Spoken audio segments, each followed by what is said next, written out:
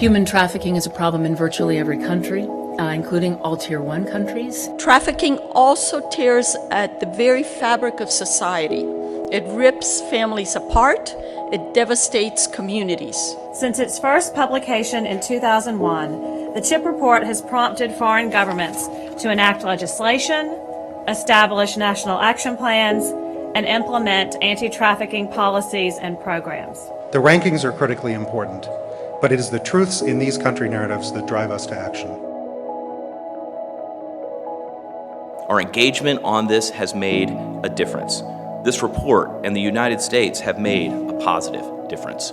But the Trafficking in Persons report keeps everyone honest, keeps everyone focused on human slavery, and sets the benchmarks that help advocates like us all over the world push for greater action. But this report is more than anything about human beings.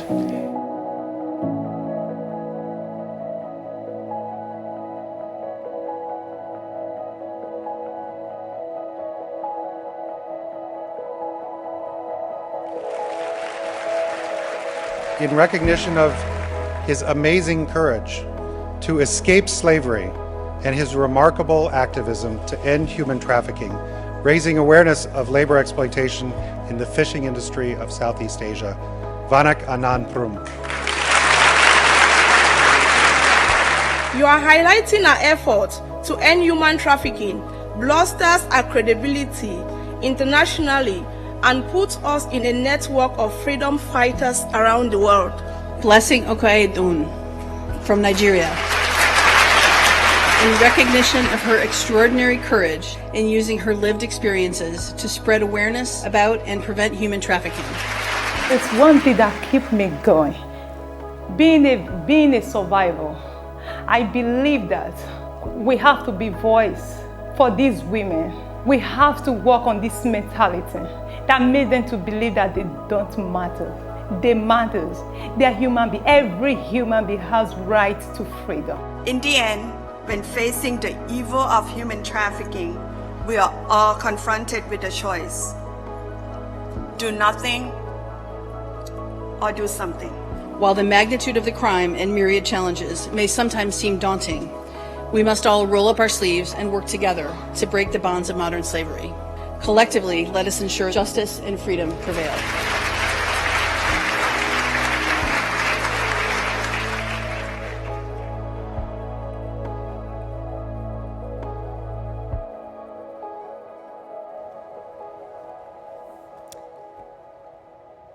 Good afternoon and welcome.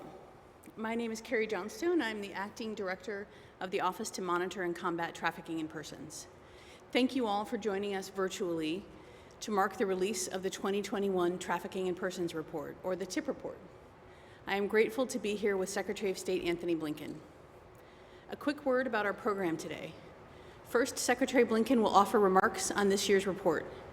We will then honor this year's 8 wonderful TIP report heroes who have dedicated their lives to combat human trafficking, and we will hear briefly from each of them in a pre-recorded video.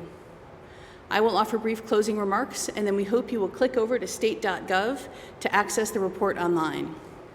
I would like to start by thanking our colleagues across the State Department, including our overseas embassies, for the strong collaboration and time spent to produce an accurate and comprehensive report.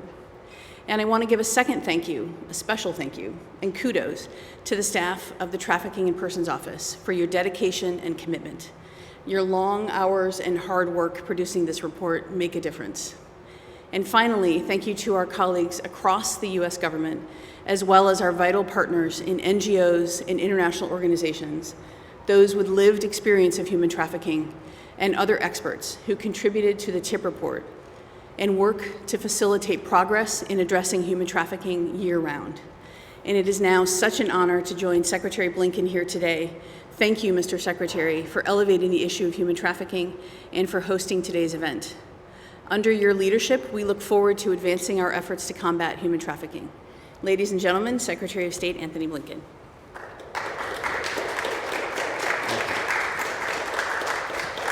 Thank you, Carrie. Thank you very much for that introduction, but especially thank you for the terrific work leading the Office to Monitor and Combat Trafficking in Persons here at State.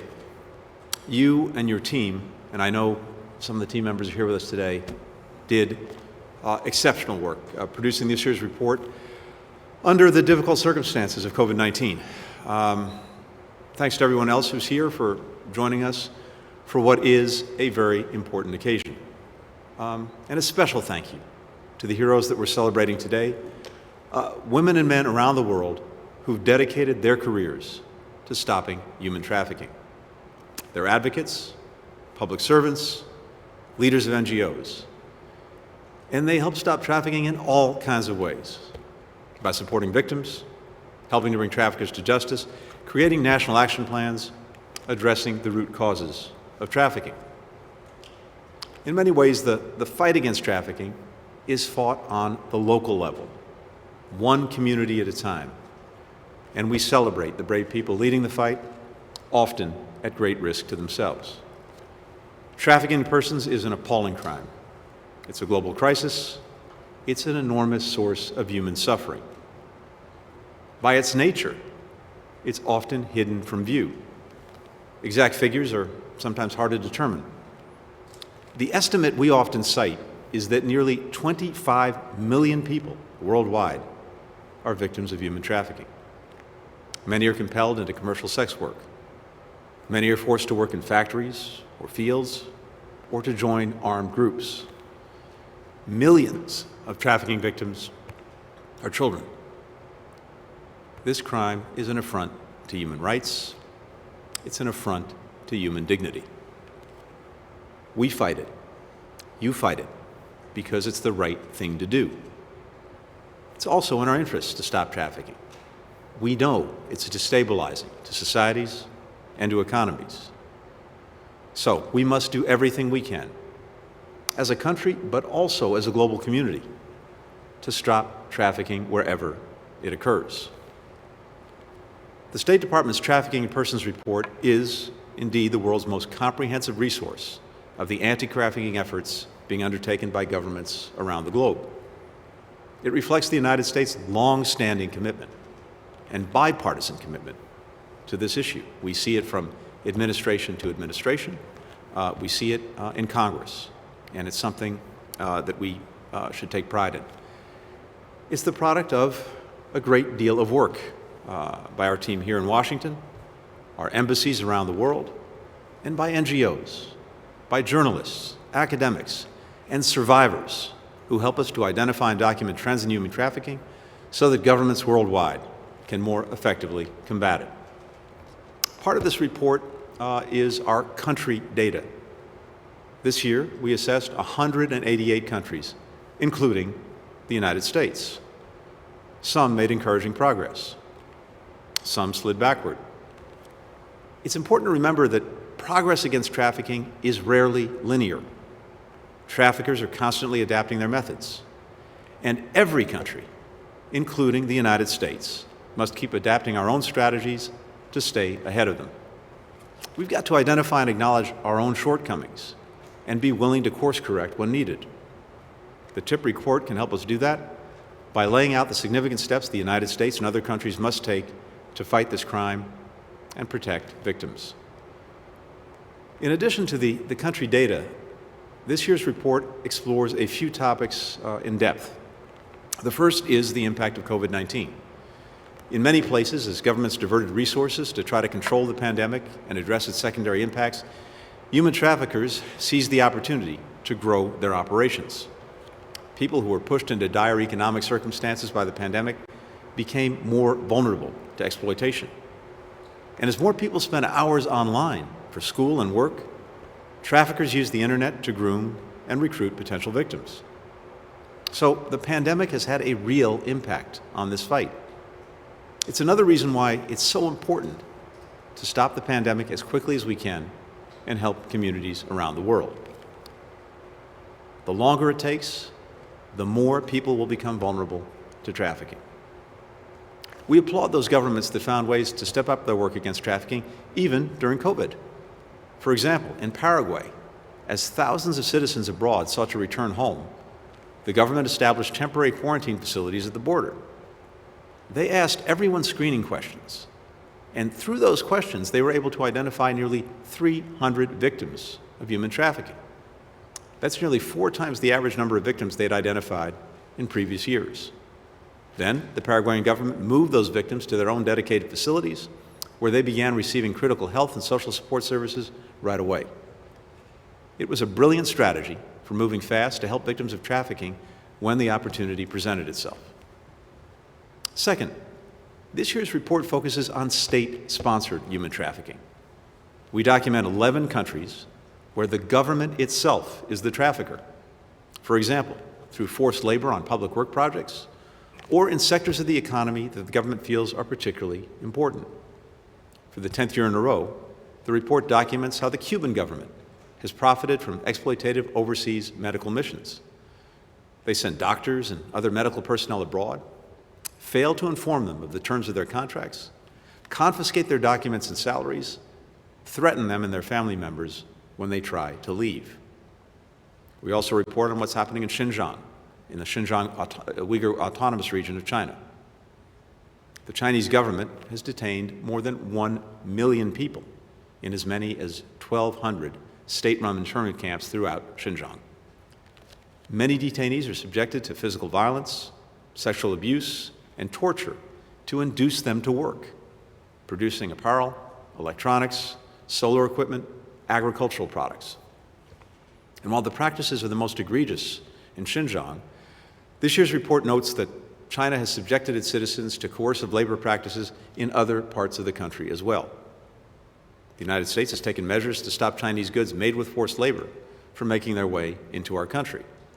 For example, last year, the Departments of State, Commerce, Treasury, and Homeland Security issued a Xinjiang supply chain business advisory to alert U.S. companies of the economic, legal, and reputational exposure to or in connection with operations, supply chains, or laborers from Xinjiang. We'll continue to call on our partners around the world to join us in condemning China's genocide and crimes against humanity in Xinjiang and in taking steps to prevent goods made with forced labor from entering our supply chains. Governments should protect and serve their citizens, not terrorize and subjugate them for profit. And third, the report explicitly acknowledges the connection between systemic inequality and human trafficking. This is something many countries need to grapple with, including the United States. Part of doing right by our people means taking a hard look at the ways that our history and our policies have created the conditions for crimes like human trafficking. Because traffickers prey on those who are vulnerable, those who are less likely to have access to good jobs or educational opportunities, who are less likely to be treated as equal by police or the justice system, and who are less likely to be believed when they report that they're being targeted or abused.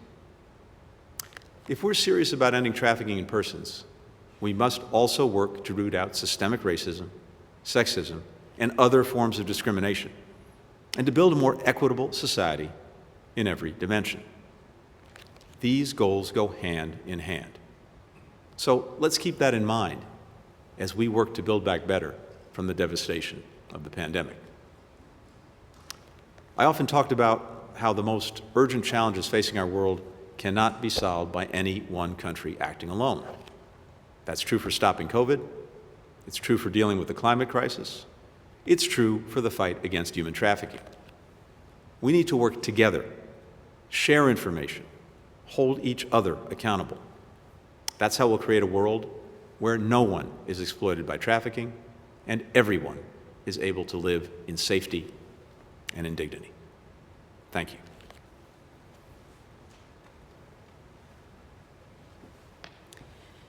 Thank you, Mr. Secretary, for your strong message and those encouraging words. You have long been a champion for anchoring U.S. foreign policy on ensuring human dignity and expanding opportunities for all. I am thrilled to now turn to celebrating the 2021 TIP Report heroes. Traditionally, we have honored these heroes in person at this event. While we wish we could be together due to COVID-19 precautions, our heroes are joining us virtually again this year. To get to know each of our honorees better, we asked this year's heroes to prepare short videos answering, what do you hope to achieve through your anti-trafficking work? In the following video, you will hear their responses. I am certain you will understand why we are honoring each of them today. Please join me as we recognize and honor this year's 8 TIP Report heroes.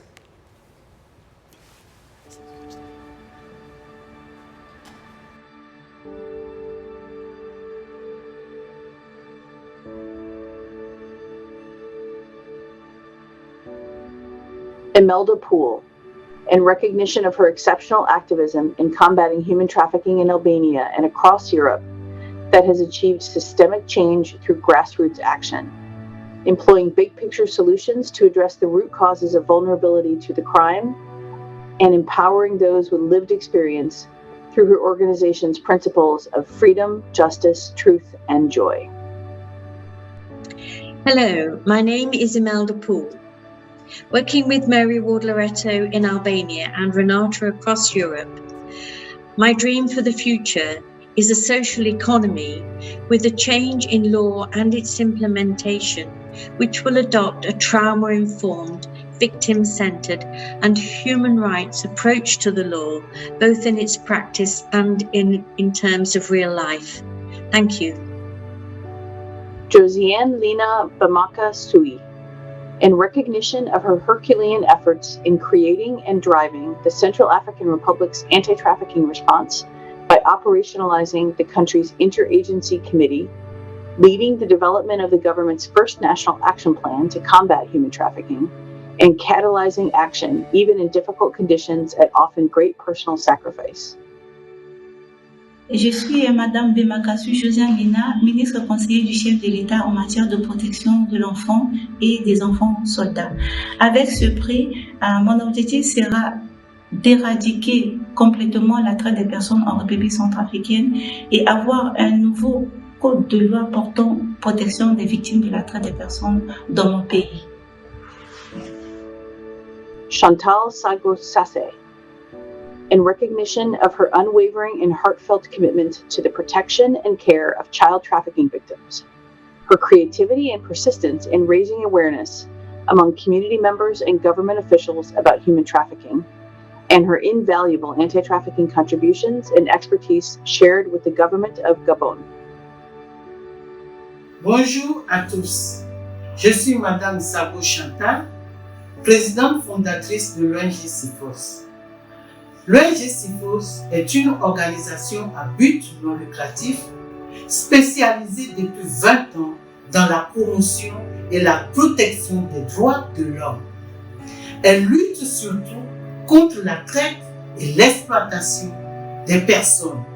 Notre vision pour 2022, c'est de construire un centre pour l'éducation et la formation des victimes pour en faire des leaders de demain.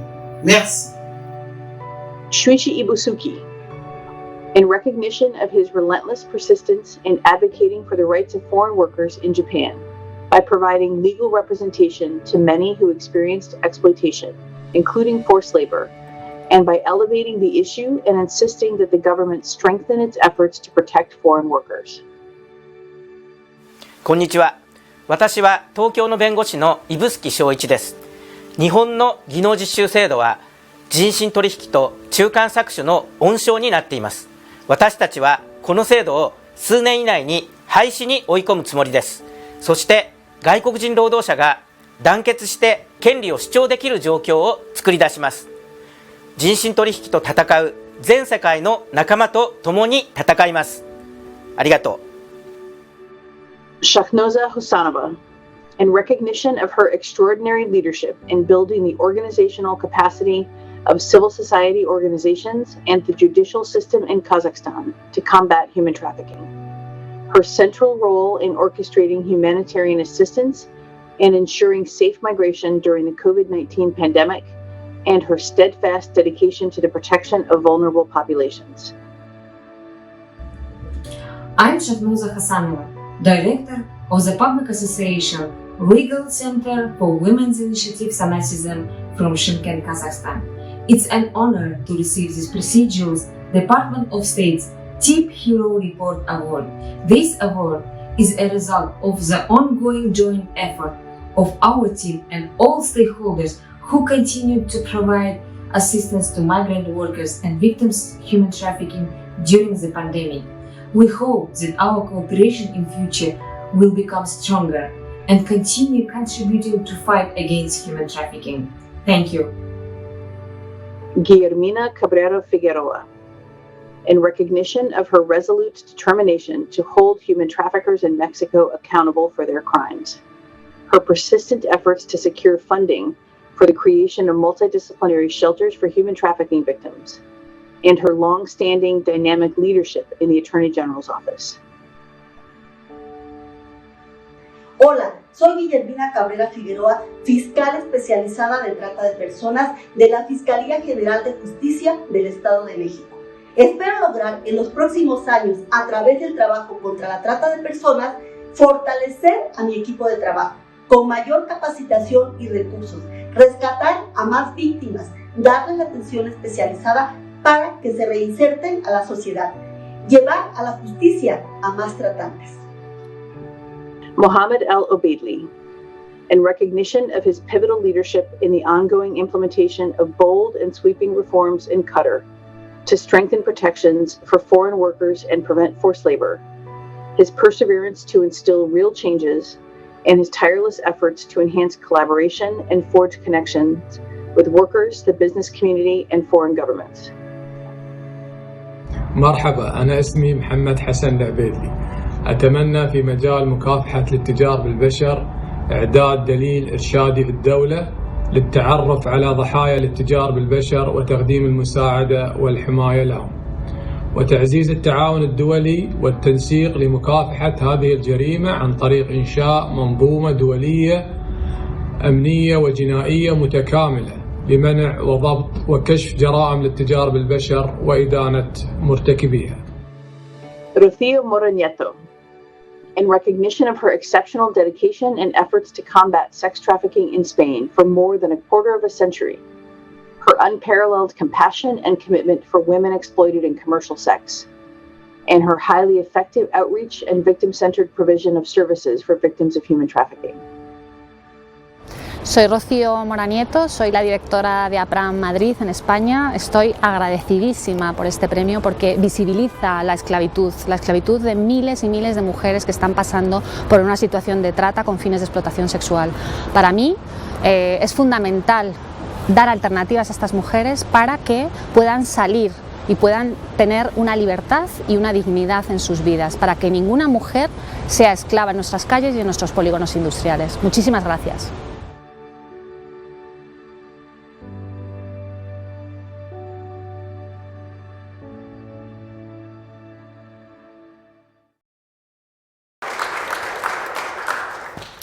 What an inspiring group of leaders. It is such an honor to celebrate your important work. The TIP report represents a key tool to effect positive change and encourage governments to increase and improve their anti-trafficking efforts. This includes the United States. As we evaluated the ongoing impacts of the COVID-19 pandemic on anti-trafficking efforts around the world for this year's report, it was impossible to ignore the pandemic's devastating effects.